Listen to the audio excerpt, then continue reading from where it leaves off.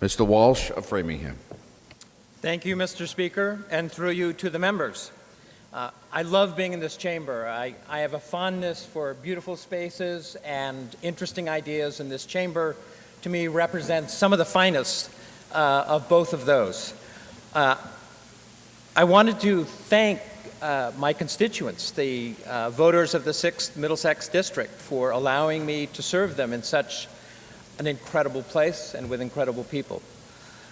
I wanted to thank the House members because you all so ably and remarkably are representatives of your districts and what the Commonwealth is. So I can't imagine a finer group of people to work with, quite honestly, and I've worked with an awful lot of people in my long life.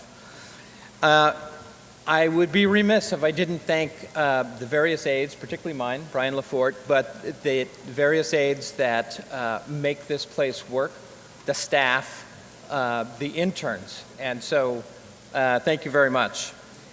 In particularly, I wanted to thank the House leadership, Chairman Dempsey, who does such a great job, and you, Mr. Speaker, who is such an able leader, and the fact that you don't roll your eyes when I am talking about my legislative priorities, which I think must be really difficult. And then finally, I wanted to thank my family because their resignation but their toleration of this change in focus of my life, and I'll get to this, their toleration of my change in focus of life has blossomed into a full-blown resignation at this point, and so I have to thank them. My very good friend, a scholar, a soldier, and a cow wrangler talked about quality of life. That's Representative Smid from Westport talked about quality of life the other night. And this is really a touchstone of what I believe both professionally and politically, that we need to constantly be aware of the quality of life and how we make it better each time we come here.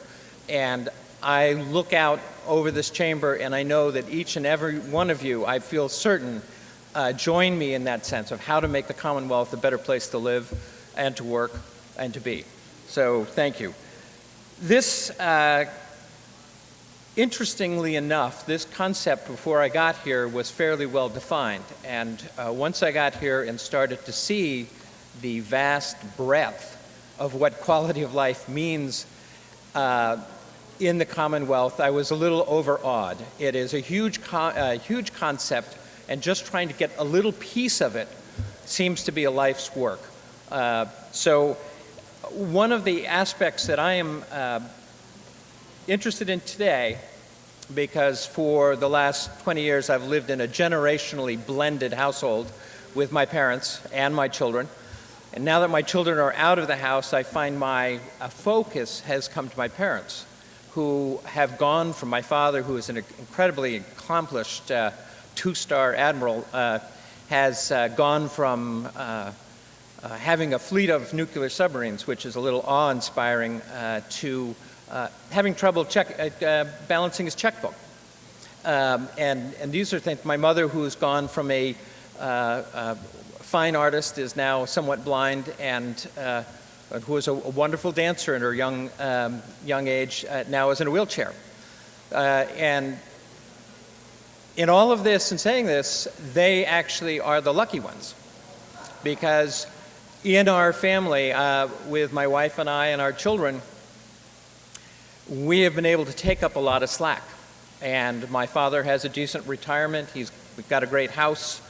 I watch his medications every morning. I talk to him every morning about how much weight he's gained or not gained in his medications.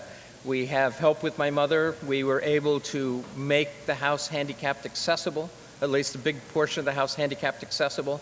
So we were able to do all of these things that, quite honestly, is out of the reach of quite a number of people. So the legislation in terms of the elders living at home, I think is a critical concept. We are going into a time right now where not only we are getting older, but we, and so many of us here, have this issue. I've talked with a lot of you who have these issues with your parents. We're going into a time when this is going to become a more and more critical function. So putting our energy behind how to allow our parents and then hopefully our children to allow us to live with dignity, to live in our own homes, to function in a society the best we can, I think is a huge quality of life issue.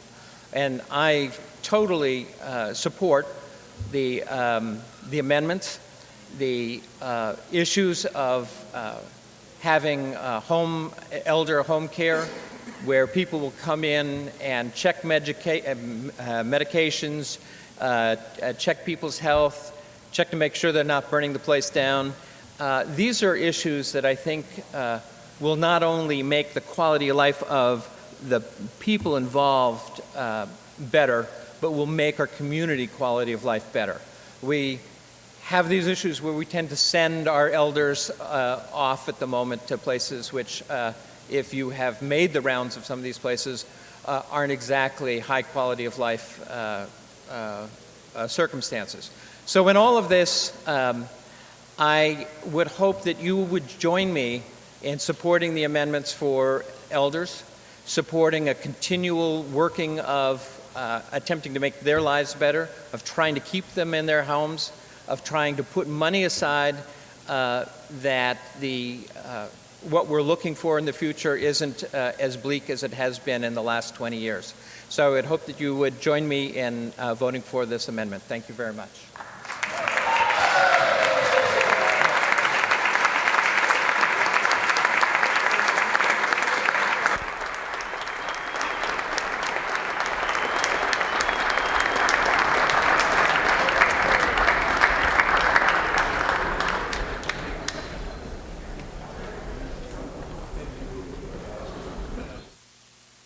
Chair congratulates the gentleman on his maiden speech.